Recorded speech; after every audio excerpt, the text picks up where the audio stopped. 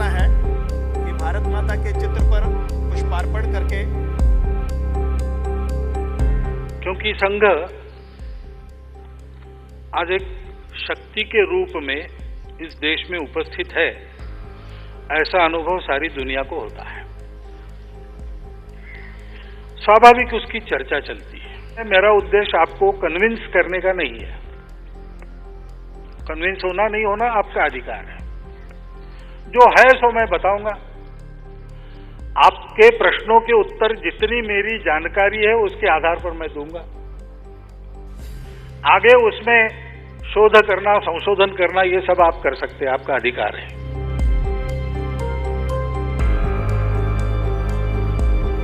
संघ के वो निर्माता थे और डॉक्टर हेडगेवार ने, हम लोग संघ में ऐसा कहते हैं कि अपने को बीज रूप में मिट्टी में मिलाकर संघ के वृक्ष को बड़ा किया। तो डॉक्टर साहब, अब अपने 50 लोग हो गए, अब आप आगे क्या करेंगे? तो डॉक्टर साहब ने कहा 50 के बाद 500 करेंगे। बोले 500 के बाद फिर 500 होने के बाद तो बोले 5000। तो 5000 होने के बाद तो अभी हुए कहा? नहीं हो गए, मान लो हो गए, तो क्या करेंगे? तो बोले 50,000 करेंगे। तो ऐसा बढ़ते 5 करोड़ तक पहुंचा। तब उसने ऊब कर पूछा कि यानी आप क्या करेंगे, क्या इनका करेंगे क्या? तो बोले कुछ नहीं करेंगे, इतना ही करेंगे।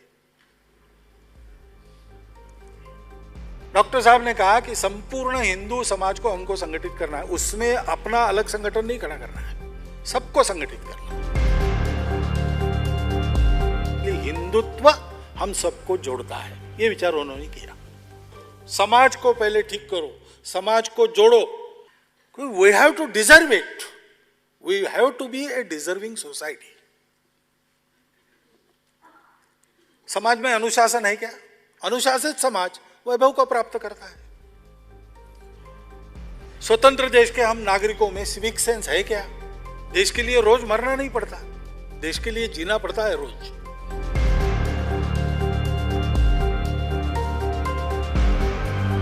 और दैनिक बैठकें होने लगी कमरे के अंदर, चर्चा उसमें। लेकिन संघ में जो आए उस समय लोग, वो सब जवान लोग थे, विद्यार्थी थे। तो फिर अखाड़े हैं, अखाड़ों में जाओ। ये बाहर जब आना शुरू हुआ तब शाखा शुरू हुई। संघ स्थापना के 3-3.5 महीने के बाद फिर शाखा शुरू हुई। और क्यों शुरू हुई? डॉक्टर हेडगेवार ने नहीं कहा शुरू करो। ये उस बैठने वाली टोली के चर्चा में से एक सहमति बनी। फिर लगा कि वो लाठी काठी वगैरह तो अपना यहाँ है, राज कौन कर रहा है? अंग्रेज। अंग्रेज क्या करता है? वो परेड करता है। अपने को भी परेड आनी चाहिए। परेड लेना प्रारंभ किया तो गणवेश चाहिए, तो एक यूनिफॉर्म बना। फिर अपना बैंड भी चाहिए, तो वही मिलिट्री बैंड का अनुकरण करके हमारा ये एक टूटा फूटा बैंड बना। और लोग जैसे शाखा में लोगों को लाने लगे तो लोग पूछने लगे आपका संघ कौन सा है? तो उन्होंने डॉक्टर साहब को पूछा कि अपने संघ का नाम क्या है? तो डॉक्टर साहब ने कहा तय किसने किया है? बैठो और तय करो।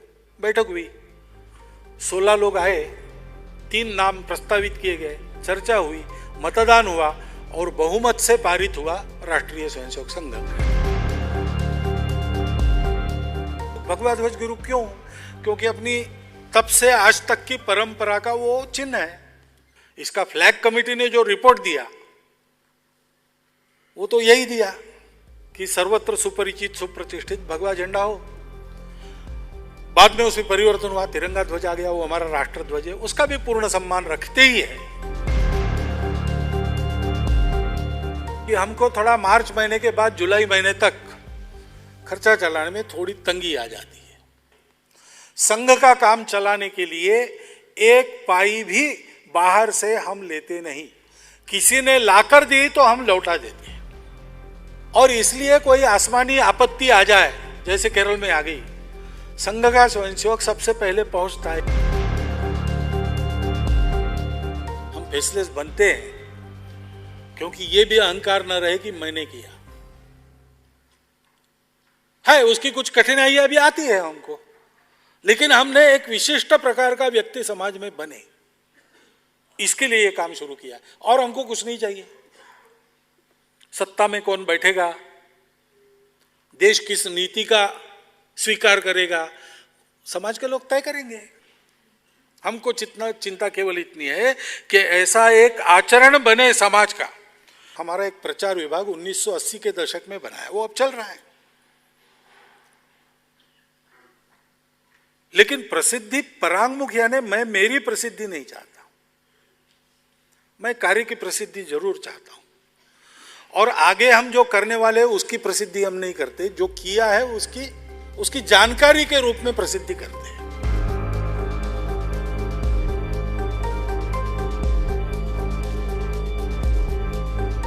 संघ का स्वयंसेवक है,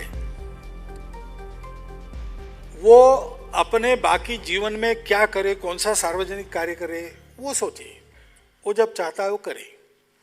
अमुक जगह काम करो ऐसा हम उसको नहीं कहते, वो चुनता है अपना कार्य क्षेत्र। आज संघ के स्वयंसेवक अनेक क्षेत्रों में काम कर रहे हैं। ये जो सारे संगठन है, नहीं, समन्वय बैठक इसलिए नहीं होती है कि कोई कॉमन पॉलिसी तय होती। समन्वय बैठक इसलिए होती है कि उन लोगों को अपने अपने कार्य क्षेत्र में काम करते समय, क्योंकि विपरीत प्रभावों में काम करना है, अपने संस्कारों का स्मरण हो, इसलिए बीच बीच में संघ के वातावरण में कुछ समय उन्होंने निकालना।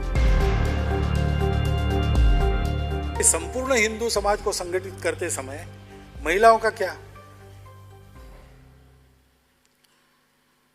तो ये प्रश्न डॉक्टर हेडगेवार को एक महिला ने ही पूछा, 1931 में पूछा कि आप बात कर रहे हैं हिंदू समाज के संगठन की, 50% महिलाओं को तो वैसे ही छोड़ दिया आपने। तो डॉक्टर हेडगेवार ने उनको कहा कि बात आपकी बिल्कुल ठीक है, परंतु आज वातावरण ऐसा नहीं है कि पुरुष जाकर महिलाओं में काम करे। इससे कई प्रकार की गलतफहमियों को मौका मिलता है। कोई महिला अगर करने को जाती है तो हम उसकी पूरी मदद करेंगे। तो उस महिला ने इसी प्रकार चलने वाला एक राष्ट्र सेविका समिति नाम का संगठन चलाया। ये दोनों समांतर चलेंगे, एक दूसरे के कार्य क्षेत्र में काम नहीं करेंगे, एक दूसरे की हमेशा मदद करके चलेंगे। वो उस समय तय हुआ, अगर इसको बदलना है तो दोनों तरफ लगना चाहिए कि इसको बदलना है, तब वो होगा, नहीं तो नहीं होगा, ऐसे ही चलेगा। लेकिन मुख्य जो बात आती है कि ये हिंदू के लिए ही क्यों, तो उसके बारे में अभी समय बहुत हो गया, हम लोग कल उसकी चर्चा करेंगे।